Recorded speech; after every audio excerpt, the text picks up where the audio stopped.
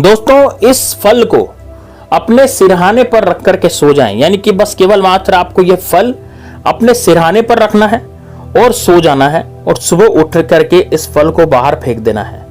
बस आपके जीवन से जितने भी शत्रु होंगे, जो भी आपको कष्ट दे रहे हैं, जो आपको परेशानियां दे रहे हैं, जो आपकी जिंदगी बर्बाद कर देना चाहते हैं या जो आपको पूरी तरह से बर्बाद करने की कोशिश कर रहे हैं, वो सारे शत्रु आपसे दूर हो जाएंगे। शत्रु इस लायक नहीं रहेगा कि आप पर कुछ किया कराया करवा सके। तो दोस्तों ये उपाय बड़ा जबरदस्त है और बड़ा शानदार उपाय है। इसको यदि एक बार आपने कर लिया तो दोस्तों यकीन मानिए आपके जीवन से शत्रु नाम की बीमारी हमेशा हमेशा के लिए खत्म हो जाएगी। यानी कि शत्रु इस लायक नहीं रहेगा कि आप पर कुछ किया कराया करवा सके। और यदि वो करवाता भी है तो भी वो अपनी खता खुद खाएगा। इतना जबरदस्त, इतना शानदार प्रयोग है दोस्तों। अब ये कौन सा फल है, किस तरह से इसको रखना है, तो पूरा इस वीडियो में जानेंगे, इसलिए वीडियो को अंत तक, लास्ट तक जरूर देखना। साथ ही में दोस्तों कमेंट बॉक्स में हर हर महादेव जरूर लिखना। यदि आप महादेव बाबा के भक्त हैं, आप उनकी चाहते हैं कि आप उनकी भक्ति करें, तो दोस्तों हर हर महादेव तो हर कोई बोलता है, इसलिए आप हर हर महादेव एक बार कमेंट बॉक्स में जयकारा महादेव बाबा का जरूर लगाएं।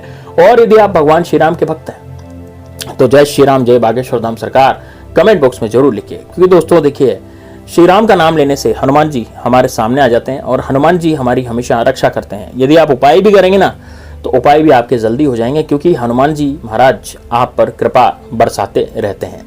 तो दोस्तों देखिए किस तरह से उपाय को करना है तो पूरा इस वीडियो में जानेंगे, इसलिए वीडियो को लास्ट तक अंत तक जरूर देखना। साथ ही में दोस्तों कमेंट बॉक्स में हर हर महादेव जरूर लिखना। दोस्तों इस उपाय के लिए सबसे पहले मैं आपको बोलना चाहूंगा कि यदि आपके पास वो फल नहीं है तो आपको इसको बाजार से लाना पड़ेगा। लेकिन ये बाजार में कहाँ मिलेगा? ये मिलेगा दोस्तों बाजार के आसपास जो पौधे होते हैं, जैसे मान लीजिए रेल की पटरी के किनारे हो गया, या फिर आपकी जो जहाँ पर आपकी कॉलोनी है वहाँ पर भी कोई खाली प्लॉट पड़ा हो तो वहाँ पर उगा रहेगा। तो इस तरह से आपको किसी भी जगह ये मिल सकता है। तो दोस्तों कहाँ मिल पाएगा? देखिए इसका नाम है दोस्तों धतूरा। धतूरा निश्चित रूप से आपने देखा होगा, भगवान भोले शंकर को धतूरा अत्यंत प्रिय है, यानी कि उनको धतूरा चढ़ाया जाता है। और उस धतूरे से क्यों चढ़ाया जाता है धतूरा? धतूरा इसलिए प्रिय है भगवान भोले शंकर को क्योंकि दोस्तों जब शिवरात्रि आई थी, यानी कि भगवान शिव और पार्वती का विवाह हुआ था, तो सभी देवताओं ने, दानवों ने, भूतों ने, ग्रहों ने, सभी ने खुशियां मनाई थी और सब भोलेनाथ के लिए अलग अलग उपहार भेंट वहां लाए थे उनके लिए। तो राहु को कुछ सूझा नहीं। राहु ने सोचा कि यार ये कैसा फल है, ये बिल्कुल यूनिक है, ये बिल्कुल अलग फल है और ये भोलेनाथ को किसी ने आज दिन तक नहीं चढ़ाया, तो मैं इसको चढ़ाऊंगा। तो राहु वहां पर चढ़ा करके गया, तो भोलेनाथ ने अपने सिर पर, मस्तक पर इसको धारण करा राहु की भक्ति को देखते हुए और उसको कृतार्थ करा। यानी कि दोस्तों जो भोलेनाथ राहु की भक्ति देख करके प्रसन्न हो सकते हैं, तो दोस्तों आप तो निश्चित रूप से भोलेनाथ के भक्त हैं, तो आपसे भी निश्चित रूप से प्रसन्न होंगे और आपकी कोई भी समस्या होगी वो हमेशा दूर करेंगे। धतूरे का फायदा यह होता है दोस्तों, धतूरे में राहु का वास होता है, क्योंकि राहु ने स्वयं भोलेनाथ को धतूरा चढ़ाया था। और राहु जो होता है आपके दुश्मनों को पीछे करने का काम करता है, यानी कि आपके दुश्मनों को राहु जो है दूर कर देता है। तो दुश्मन दूर करने की वजह से, जैसे राहु जो है आपके दुश्मन दूर कर देगा, तो दुश्मन दूर करने की वजह से धतूरे का जो प्रयोग है वो शत्रु नाश के लिए किया जाता है। यदि आपका शत्रु बहुत बड़ा पाखंडी है, आपका शत्रु सामने से वार करता है, जबरदस्ती आपको गिरफ्तारियां देता है, आपकी चलती चलाती दुकान को बंद कर देना चाहता है, आपको पूरी तरह से बर्बाद कर देना चाहता है, इस तरह का कोई शत्रु है और वो आपके पीछे पड़ गया है, तो दोस्तों ये वाला उपाय सिर्फ और सिर्फ आपके लिए होने जा रहा है। इस उपाय से आप अपनी जिंदगी को बहुत अच्छे से जी सकते हैं, बहुत अच्छे से चलायमान कर सकते हैं। तो दोस्तों कैसे इस उपाय को किया? देखिए सबसे पहले तो आपको करना क्या है, आपको दोस्तों लेना है एक धतूरा। आप धतूरा कहाँ पे मिलेगा? आपको रेल की पटरी के किनारों पे मिल सकता है, सड़क के किनारे पे मिल सकता है, कहीं भी आपको धतूरा आसानी से मिल सकता है, ठीक है ना। तो धतूरा आप ले आए सबसे पहले, ठीक है, धतूरा तोड़ लें। अब धतूरा तोड़ने के बाद, एक बार आपने धतूरा तोड़ लिया, तो धतूरा तोड़ने के बाद आप क्या करेंगे दोस्तों, उसको जैसे आपने धतूरा तोड़ लिया, ठीक है ना, तो धतूरा तोड़ने के बाद अब उसको लाना है आपको घर पे।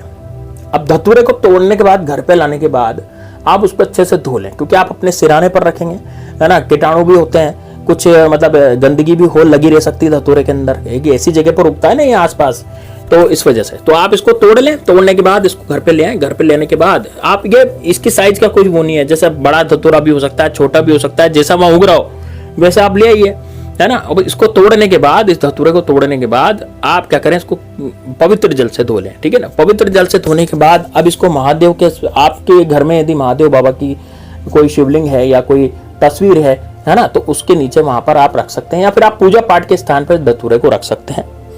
धतूरे को 5 से 10 मिनट वहां पर रखें, और रखने के बाद या दिन भर रखा रहने दीजिए। धतूरा तो वैसे भी रात में काम आने वाला है ना। अब जब रात्रि में आप सोएंगे, विश्राम करेंगे, तो विश्राम करते समय इस धतूरे को फिर हाथ में लेंगे और फिर हाथ में लेकर के बोलेंगे कि हे भोलेनाथ, मेरे जितने भी शत्रु हों, मेरे जो भी शत्रु मुझे परेशान करते हैं, चाहे वो गुप्त शत्रु हो, चाहे किसी भी तरह के हों, या किसी शत्रु का नाम आप लेना चाहते हैं तो वहां पे नाम भी ले सकते हैं। जैसे मान लीजिए मेरे शत्रु का नाम अजय सिंह है और मुझे बहुत परेशान करता है, तो मैं बोलूंगा मेरे शत्रु का नाम अजय सिंह है, मुझे बहुत परेशान करता है और शत्रु के कारण मैं जो है बहुत ज्यादा डिप्रेशन में आ गया हूं, तो इस शत्रु को मुझसे दूर करें। मतलब इस तरह से आपको बोलना है, ठीक है ना। धतूरे को हाथ में लेकर के उस धतूरे से ही बोलना है।